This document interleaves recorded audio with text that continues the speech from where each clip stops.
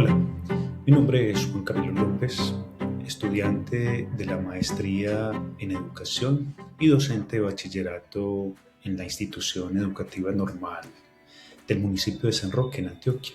Quiero compartir una investigación titulada Procesos de inclusión en las prácticas docentes para la atención a estudiantes en condición de discapacidad. Y quisiera comenzar por algo que para mí terminó convirtiéndose en una pregunta que era difícil dejar de lado. Mientras revisaba información relacionada con los procesos de inclusión de la institución, encontraba ajustes razonables, apoyos pedagógicos, barreras identificadas, orientaciones para la evaluación, en fin, encontraba muchos elementos que en principio parecían responder a las necesidades de los estudiantes, pero había algo que seguía generándome inquietud. Porque una cosa es lo que aparece en los documentos y otra lo que ocurre diariamente en el aula. ¿Qué estaba pasando con esos estudiantes durante las clases? ¿De qué manera estaban participando? ¿Qué estaban aprendiendo? ¿Cómo estaban viviendo realmente esos procesos educativos? Y fue justamente al intentar responder preguntas como estas cuando comenzó a tomar forma la investigación. Poco a poco empecé a encontrar una situación que me llamaba cada vez más la atención. Por un lado, existe hoy un respaldo normativo importante para la inclusión educativa, de eso no hay duda. Tenemos políticas, lineamientos y orientaciones que reconocen el derecho de los estudiantes en condición de discapacidad a participar plenamente en la vida escolar. Sin embargo, cuando uno revisa la literatura especializada, encuentra una advertencia que aparece una y otra vez. La existencia de normas no garantiza necesariamente la transformación de las prácticas educativas. Y creo que fue ahí donde la investigación empezó a tomar sentido. La preocupación dejó de estar centrada únicamente en la inclusión educativa, entendida como principio, como propósito institucional, y comenzó a dirigirse hacia aquello que pasa en las aulas, hacia las decisiones que como docentes tomamos, hacia las formas concretas en que construimos o no oportunidades de aprendizaje para los estudiantes, porque en última instancia la inclusión se vuelve real o no precisamente allí, en la experiencia cotidiana de la enseñanza. Fue a partir de esta inquietud que surgió entonces la pregunta que orienta esta investigación: ¿cómo se pueden fortalecer los procesos de inclusión educativa en las prácticas docentes para la atención a estudiantes en condición de discapacidad? Una vez formulada la pregunta, apareció un asunto igualmente importante: ¿qué hacer frente a esta situación? Porque el interés de la investigación nunca fue quedarnos únicamente en la identificación de dificultades, en el reconocimiento de una situación.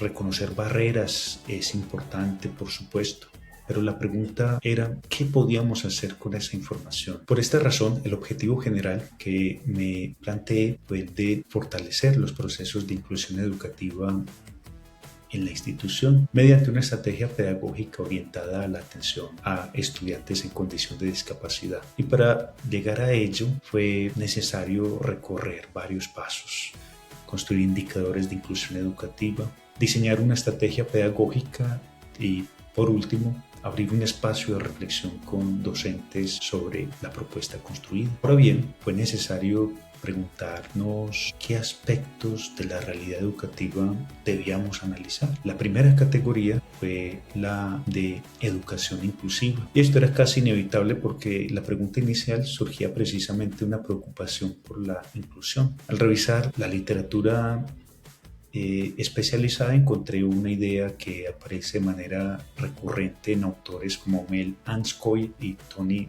Boff, disculpen la pronunciación. La inclusión no puede reducirse simplemente al acceso a la permanencia de los estudiantes en la escuela. No basta con que los estudiantes estén presentes, también es necesario que nos preguntemos cómo participan, qué aprenden y qué oportunidades encuentran para desarrollarse. Pero esa idea condujo inmediatamente a una nueva pregunta: si la inclusión se concreta en experiencias educativas reales, ¿dónde debemos observarla? Fue allí donde apareció la segunda categoría, la de prácticas docentes. Los aportes de Kemis fueron especialmente valiosos porque me permitieron comprender las prácticas docentes no como acciones aisladas o rutinas automáticas, sino como prácticas susceptibles de reflexión, análisis y transformación. Finalmente apareció una tercera categoría, la de discapacidad y atención educativa. En este punto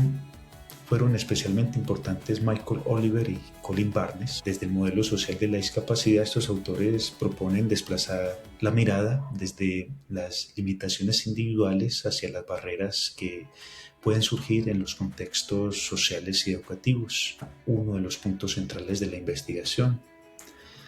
Las tres categorías terminan convergiendo en una misma pregunta: ¿cómo pueden las prácticas docentes contribuir a que la inclusión educativa se traduzca en oportunidades reales de aprendizaje para los estudiantes en condición de discapacidad? Una vez definidas estas categorías, apareció una nueva cuestión: ¿cómo estudiar estas prácticas y cómo hacerlo de una manera que permita, además, comprenderlas, contribuir a su fortalecimiento? Esta pregunta fue precisamente la que condujo a la elección de la investigación-acción como enfoque metodológico. Y quisiera hacer una precisión: el interés de la investigación no era observar una realidad desde afuera para simplemente describirla. Lo que quería era generar un proceso de reflexión capaz de producir conocimiento y al mismo tiempo abrir posibilidades de transformación. Por este motivo, los planteamientos de Carr y Keynes resultaron muy pertinentes. A partir de su enfoque, la investigación se organizó en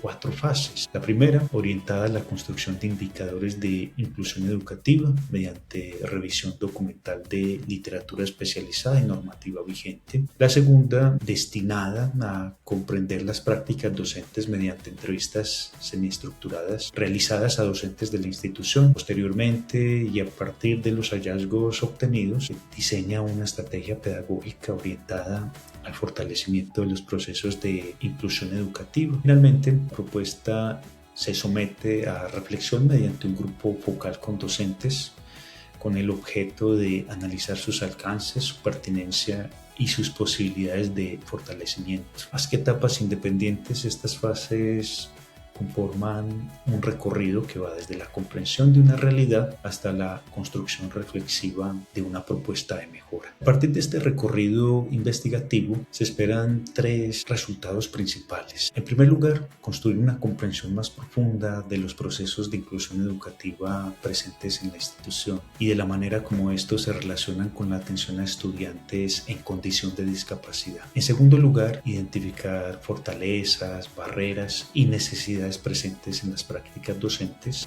Y finalmente, diseñar una estrategia pedagógica contextualizada que contribuya al fortalecimiento de los procesos de inclusión educativa en la institución en la que trabajo, la Institución Normal Superior de San Roque.